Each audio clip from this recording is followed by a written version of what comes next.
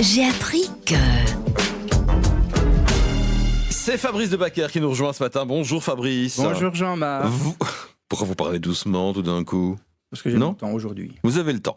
Vous allez nous parler des vanniers, mais à votre rythme, hein, pas trop vite. Hein, je suis un peu lent, moi je vais essayer de faire un effort. Ouais. Donc la province du Luxembourg a été connue pour ses vanniers. Donc ce sont des gens qui travaillent... Qui font des vannes, un peu comme moi. Vannes. Exactement, en fait, ils se racontaient des bêtises quand ils étaient en train de travailler la fibre végétale pour faire des corbeilles, des sièges, etc.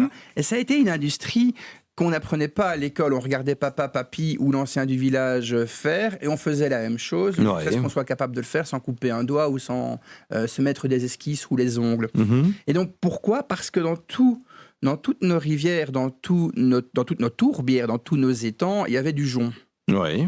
Et donc ce jonc, une fois qu'il est coupé, qu'il est séché, peut être travaillé pour faire tout un tas de choses qui sont légères et pratiques. On a déjà parlé du panier, on peut parler de malle pour le transport de choses, on peut parler de vanne. Qu'est-ce que c'est qu'un vanne ? Un vanne, c'est une grosse coquille qui est faite en jonc tressé et qui était utilisée pour séparer le grain de la paille après la moisson dont on a déjà parlé. Mais c'était en longueur de journée qu'il fallait secouer comme quand on fait des frites ou comme quand on fait des spaghettis. Mais on parle d'une coquille qui est grande à peu près comme une table de secondaire, vous voyez ? Oui. De personnes. Ce qui fait qu'à la fin de la journée, on avait des bras de compétition et on était vannés.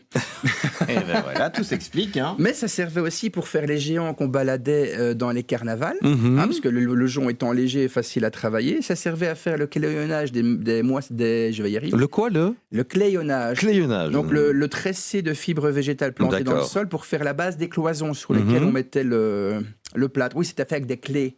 D'accord. C'est LAIES, c'est les joncs tressés du bois fin, comme on voit parfois dans des émissions de télévision sur le jardin.